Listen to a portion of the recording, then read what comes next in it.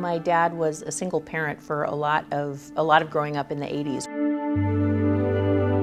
So, you know, he had these 3 daughters who were with him for most of the school year. I joke that we were raised on rubber chicken dinners, but it is the case that we had so much of his energy.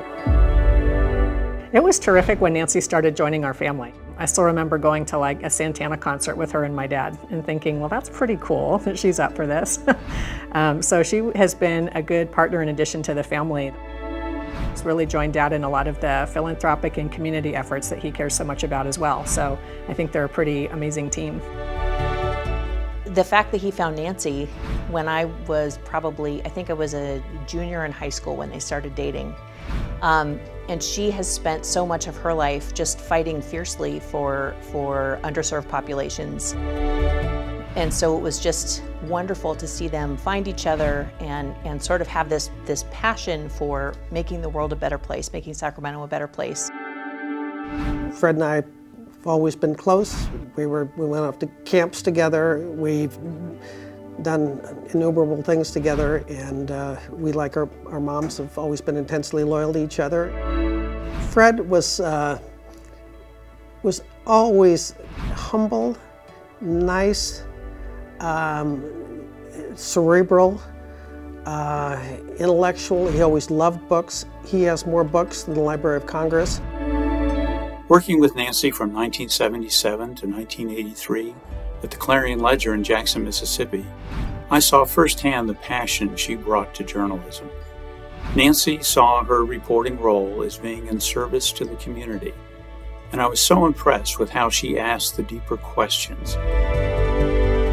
Nancy blew into Denver in 1983, fresh off a Pulitzer Prize in Mississippi. She was this blonde Wonder Woman, beautiful, bold, a little daring. At the Denver Post newsroom, where she was affectionately known as the Weave, she took that same spirit a few years later to the Sacramento Bee, where she tackled topics that were not so fashionable at the time. Hunger, the perils of growing old in this world.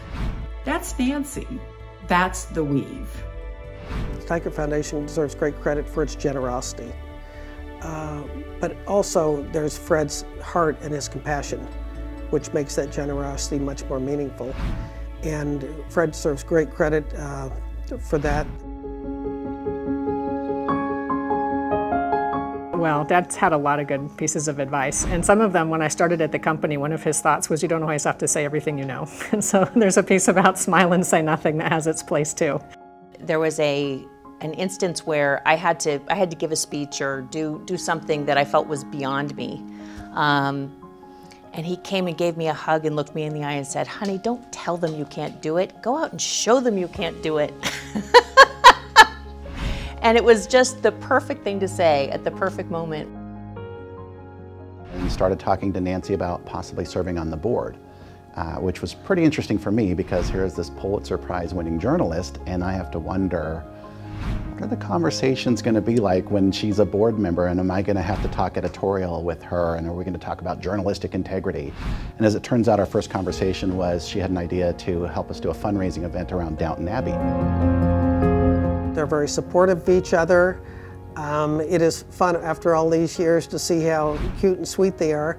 I think the only note on that is once in a while Nancy will continue to remind me that I was the best man in their wedding, and there was a wonderful picture of Fred and me over the wedding cake. I think Fred and I both got teased about the wedding cake, about his and my wedding, and we had to explain to people actually it was Fred and Nancy's, I was the best man. I think they're just about community, and if you look at what they support, it's about organizations that are really helping others, and they have that mission to kind of move us all forward and really making sure that no one is really left behind, whether it's educating kids, helping kids in trouble, helping people in trouble, pushing everyone forward. And they don't really have to do that. I think the causes that they support are things that we all care about. Fred and Nancy, on behalf of the Board of Directors, staff, and club kids here at the Boys and Girls Club, congratulations on being honored tonight by the Sacramento Regional Family Justice Center. I can't think of 2 people more deserving of this recognition. This recognition by the FJC means a lot to them, so I'm extremely glad and privileged to be part of it. You know, I think they kind of have seen the challenges that have come along as real opportunities for growth together, and you know, as a couple, as step parents, as grandparents, as community leaders. So it's been lovely to kind of watch that relationship evolve.